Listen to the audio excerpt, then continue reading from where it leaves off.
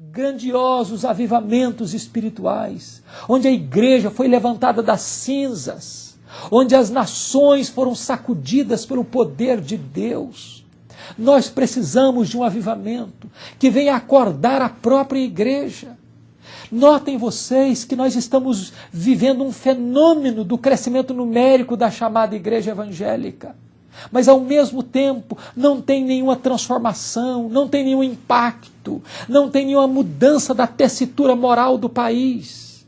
Temos tantos evangélicos nas câmaras de deputados, na Câmara Federal, no Senado brasileiro, mas muitas vezes esses irmãos que se dizem evangélicos, imiscuídos em práticas de corrupção, presos pelos laços da ganância, e desta forma maculam o nome de Cristo, desta forma envergonham o Evangelho, e desta maneira a igreja está se transformando numa entidade semelhante à própria sociedade corrompida em que vivemos.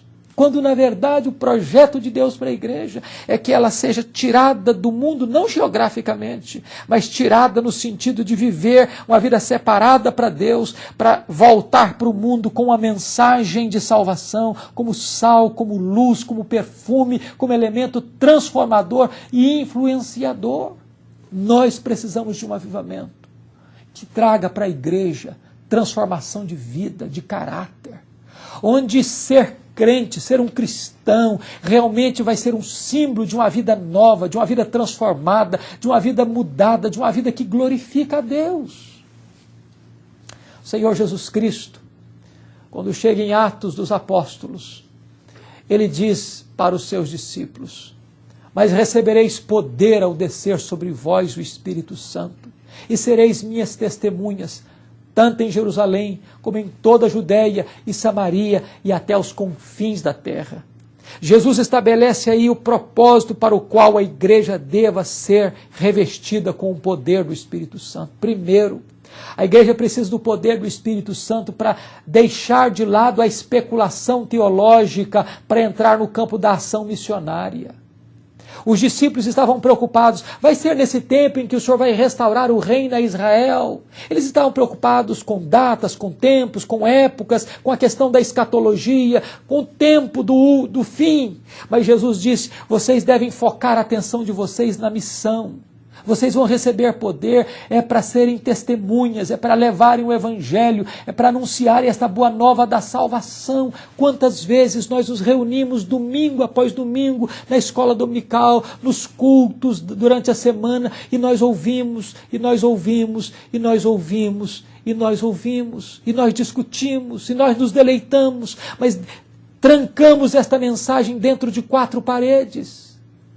O propósito do poder do Espírito Santo é para que a igreja saia portão afora, rompa suas muralhas, saia das 4 paredes e leve esta palavra, este evangelho bendito do poder de Deus, para que as pessoas possam ser salvas. Segundo lugar, a igreja precisa do revestimento de poder para romper barreiras de inimizades. Jesus disse que os discípulos deveriam testemunhar em Samaria.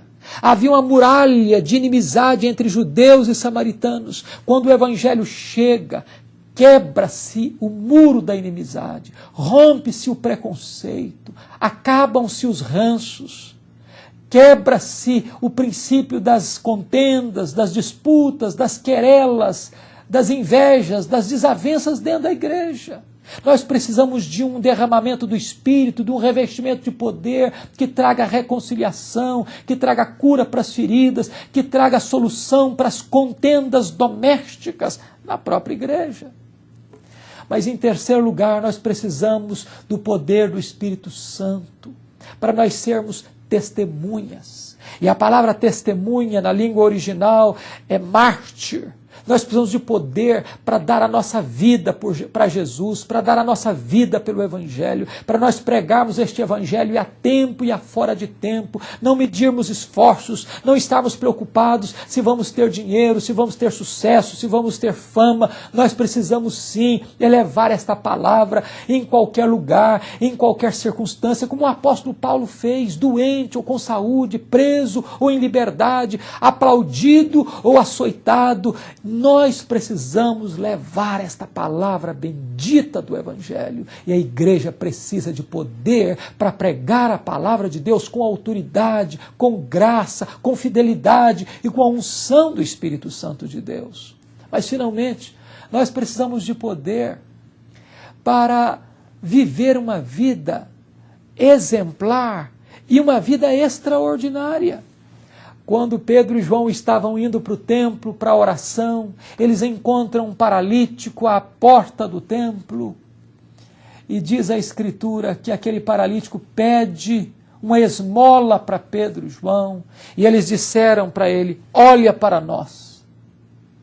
E depois Pedro lhe disse: eu não tenho ouro, eu não tenho prata, mas o que eu tenho, isto eu te dou. Levanta-te em nome de Jesus Nazareno e anda. E diz a Bíblia que aquele homem se pôs em pé e começou a andar e a dar glórias a Deus.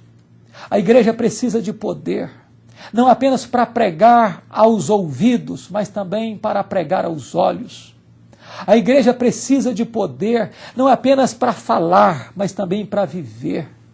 A igreja precisa de poder, não apenas para falar das coisas extraordinárias, mas para viver as coisas extraordinárias. O nosso Deus não é apenas o Deus dos antigos, Ele é o Deus dos nossos pais, Ele é o Deus da nossa vida, Ele é o Deus dos nossos filhos, Ele é Deus de geração em geração.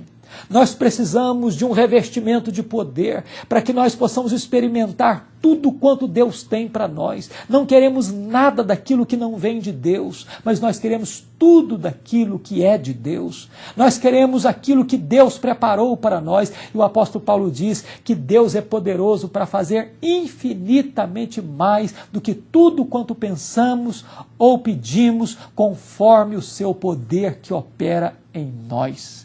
Meu amado irmão, minha amada irmã, meu caro assistente e ouvinte, preste atenção nisso. A sua vida não precisa ser como um deserto.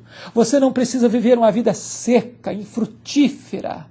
Você pode experimentar o melhor de Deus. Você pode experimentar as torrentes do céu. Esse deserto pode reverdecer e frutificar. Você pode experimentar um reavivamento espiritual na sua vida hoje, nesse momento. Dobre o seu coração diante de Deus, curva a sua fronte diante de Deus, clame ao Senhor, não desista de viver uma vida plena, abundante, superlativa para a glória de Deus, para que você viva este projeto que está no coração de Deus e seja um vaso de honra, um vaso de bênção, uma pessoa cheia do Espírito Santo de Deus. Que Deus abençoe você, que Deus abençoe a sua casa, que Deus abençoe a sua igreja, que você seja um elemento de transformação na sociedade em que vivemos. Verdade e Vida, mostrando o caminho do perdão e da vida eterna. Eu sou o caminho, e a verdade e a vida. Ninguém vem ao Pai. Um programa da Igreja Presbiteriana do Brasil.